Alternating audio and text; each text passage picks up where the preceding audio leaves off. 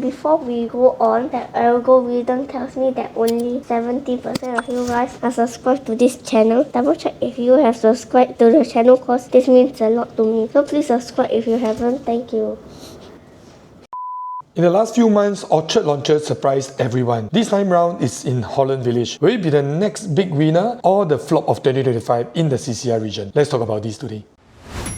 Hi guys, over the past few months we've seen a string of new launches in the core central region, especially around Orchard area, and to be honest, many of them outperform what most people expected, with buyers still snapping up most units despite the high PSF. But today we have something different, an outlier project, not in the Orchard area, not in the District 9, but in the Holland Village. Now, Holland Village is a very different story. Unlike Orchard, where condos are everywhere, Holland is a low density enclave and condo projects here are few and far between. In fact, when someone tells you that they live in the Holland area, right, like where I'm saying, it's usually in a landed property lah. And that to some is a bad thing, to some is a good thing, and where the opportunity and fear comes in a nutshell. Because yes, landed property owners who want to right size may look at this launch, families who want exclusivity or investors love the lifestyle and appeal of the Holland Village area may also be drawn to it. But on the flip side, landed property owners usually prefer freehold because they are the slightly more conventional or slightly older generation people, and not forgetting that the last Holland Village launch, which is One Holland Village, took quite a while to sell out, if I'm not wrong 1 to 2 years for it to sell out, which raises the question, will this be another strong performer like what we saw in the Orchard area, Cascaden, River Valley and Promenade Peak, that area, or will it struggle to move just like the predecessor One Holland Village? Now before we get into this video, I just want to say a big thank you to all of the clients who contacted me recently, whether it is to lease your properties or to buy into the new launches. I really appreciate that from the bottom of my heart. And yes, if you have been following me, you know I just bought my 4-bedder new launch a few weeks ago. So right now I'm super broke already, and I'm not even lying, it's the truth, but broke in the right way lah. And that's what this channel is all about, is to give you more clarity on what you should be buying, and also for me to walk the talk as well, because I don't just share theory, I also put my own money in it. If new launches don't do well, right, we will crash and burn together. And if you're not ready to contact me for your property needs, right, just do me a favor by clicking the like button, because it's the best way to support the channel and a form of saying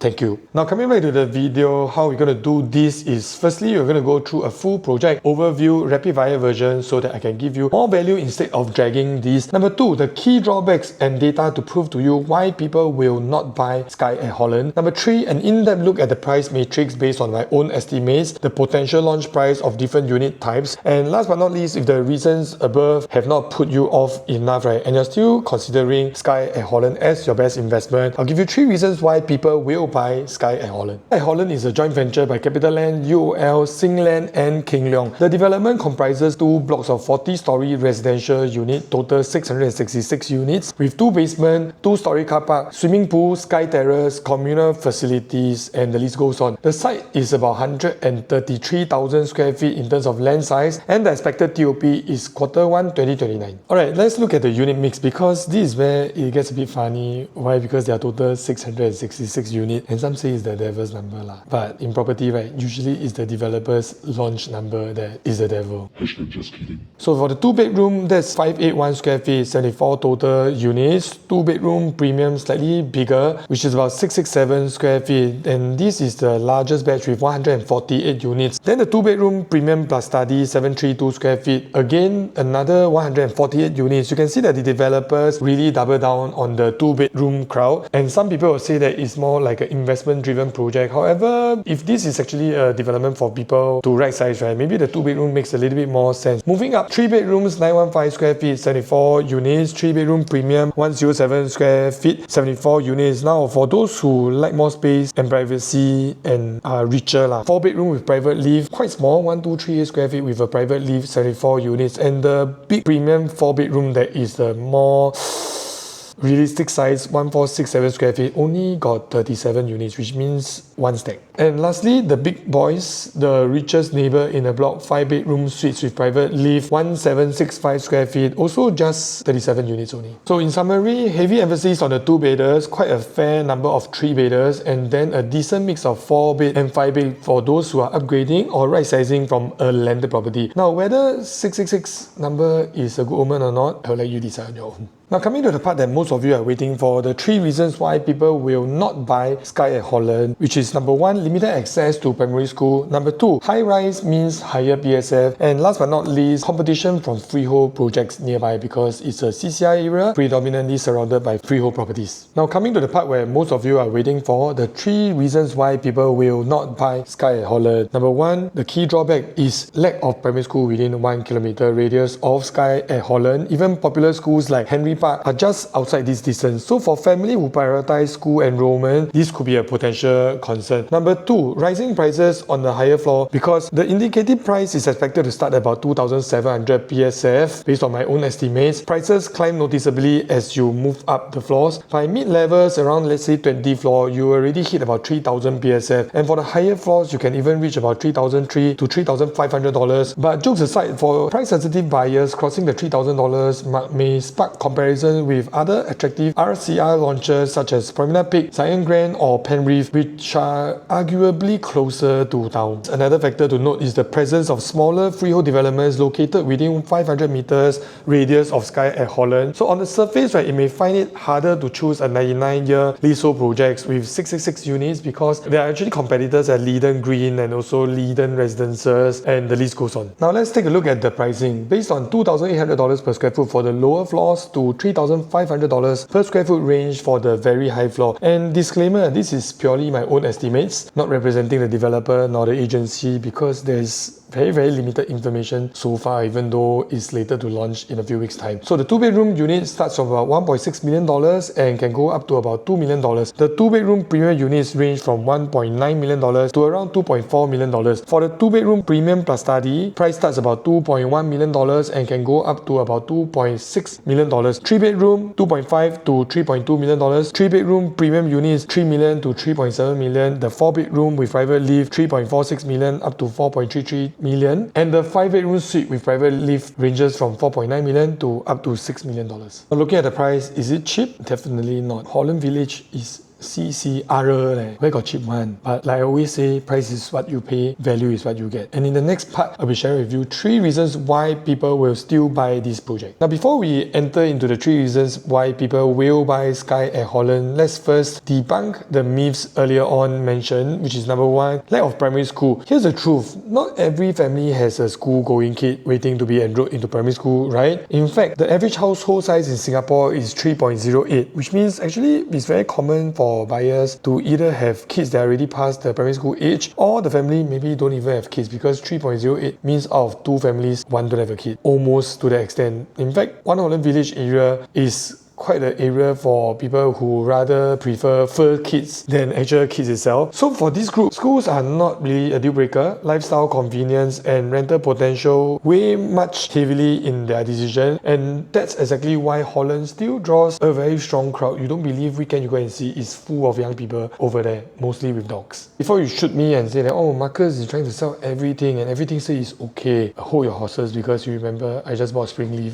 and Springleaf got no school within 1 km nor 2 km, and I always say in my channel, I put my money where my mouth is. If you type halfway already, it's okay, I won't judge you. Next, high prices as you go up higher floors. From the side plan, you will notice that the units facing Holland Drive and Holland Village are actually overlooking the low-rise Holland Village precinct, while units on the North Buona Vista side look outwards towards the GCB area. These are all zoned as either low-rise residential or landed housing, which means that these views are permanently unblocked, and in other words, buyers on the higher floors are paying for the certainty of long-term unblocked scenery. Unlike other projects where you can only see developments popping up in front of you, right? The higher floors here actually offer different value. So if you ask me, the high floor and the low floors are not really apple-to-apple comparison. And on top of that, the pricing here is not really out of the line. We already seen sub-sale transaction at One Holland Village going for $3,700 per square foot, and that actually provides a very safe benchmark for people who are looking to buy into Skye at Holland. And not forgetting, One Holland Village is not harmonized. You plus harmonized, 3,700 plus harmonized is around $4,000 per square foot already. Now for point number 3, the hesitation between freehold and leasehold is totally understandable, but in order to make the right decision, we should dig a little bit deeper, because on paper, freehold means legacy. Projects like Leiden Green and Skye at Holland carry that kind of prestige of a freehold property, but let's take a little bit of time to do a bit of comparison here. Leiden Green, despite being a nice enclave in District 10, trades at about 2009 PSF on average over the last 12 months, with the sub-sale peaks as high as almost $3,500, and it's not even a high-rise development. Skye at Holland, another freehold property just nearby down the street, has seen average transacted prices ranging from between $2,600 to almost $3,000 per square foot, with an overall average of about $2,700 plus for the last 1 year. So yes, freehold comes with bragging rights. Yesterday,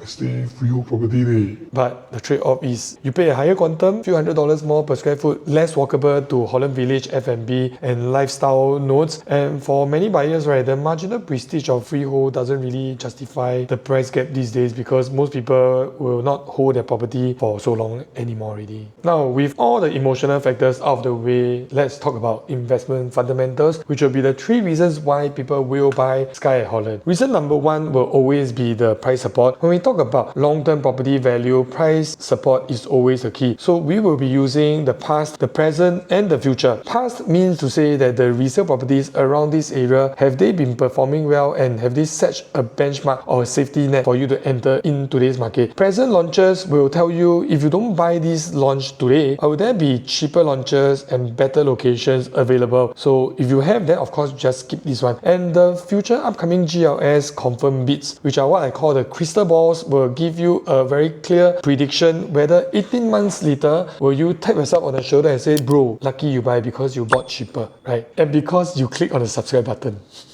Let's start with the resale market, because it gives us foundation of where Holland pricing really starts from. If you look at One Holland Village Residence, which is a 99-year leasehold project, right at the core of Holland Village, resale transactions has been holding very strong, and average prices there has been around $2,500 to up to $3,700 per square foot, with the peak deal hitting $3,700 plus PSF, which earlier mentioned, if you harmonize it, it becomes about $4,000. That tells you buyers are already prepared to pay a premium for Holland lifestyle and conveniences. Then you have One North Eden, which is a 99-year leasehold project just nearby in the RCR region and a much more ulu area. Resale prices are averaging $2,300 to $2,400 PSF, with recent transactions as high as about $2,439 per square foot. Slab harmonization in means to say that it's already above $2,600 per square foot. That's a strong price support level, because it shows that even outside the immediate Holland core, newer leasehold projects are already sustaining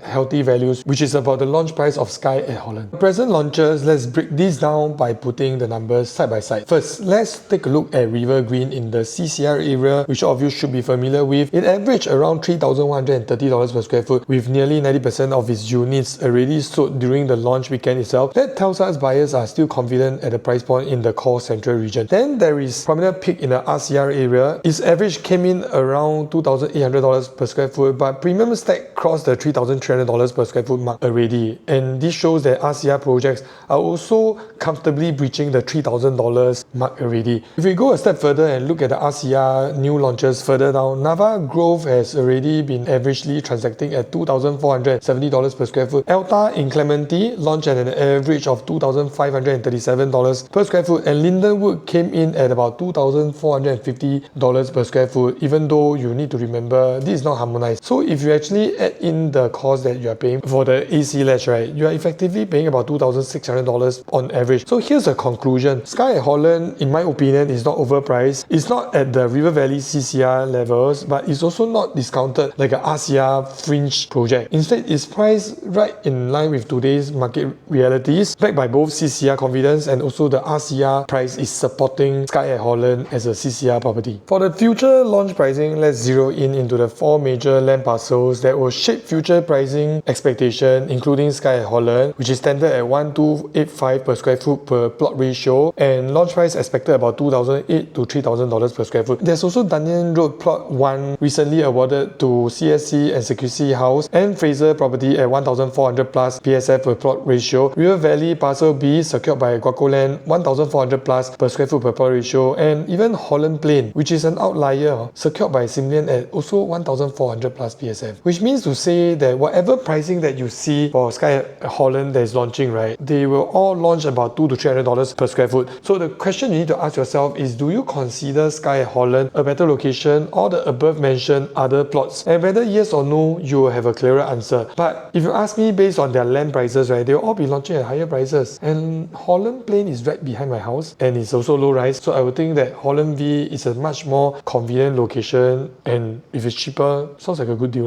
Now, next reason will be the mass appeal. Skye at Holland is designed to appeal to a big group of buyers that ensures that when in future you want to do resale or you want to just rent it out, you actually have a huge tenant or resale buyer pool. Because whenever you think of Holland Village, you think of the cafes, bars, hawker center, the new pet-friendly One Holland Village. If you go there, you see me there because I appear there quite often because it's a super lifestyle location and not just vibrant, but you just see a lot of beautiful people walking around. And if you're one of them, I'm not kidding. Next, it's also surrounded by million-dollar HDB clusters like Dawson and Ghim Moh, providing a very strong upgrader pool because both Skye at Holland and the nearby HDB BTO, Skye at Holland's TOP will coincide with the next door HDB BTO, so in the resale market, it's a lot easier to exit. The third reason why people will buy this development will be because Skye at Holland sits on the last GLS plot in the Holland Village Enclave. Being the last plot means to say that Skye at Holland could set the benchmark for the area in the years to come, and early buyers get the advantage before future scarcity pushes prices even higher. And being developed by strong JV of CapitaLand, UOL, Singland and King Leong lowers the risk, guarantees quality, and that's why recent launches by them all did well above expectations. And by now, if you are already feeling overwhelmed by the facts and figures and not sure if this suits your investment strategy or timeline, this is my number. Feel free to reach out because I'll be happy to run a custom analysis for your specific situation because there's no one size fit all. So this wraps up today's video. Like, comment, subscribe, turn on notification bell because we post weekly real estate content to guide you through your next step. Thanks for staying to the end. Wishing you all the best to your property investment journey, and I'll see you guys at the next week's video. Bye!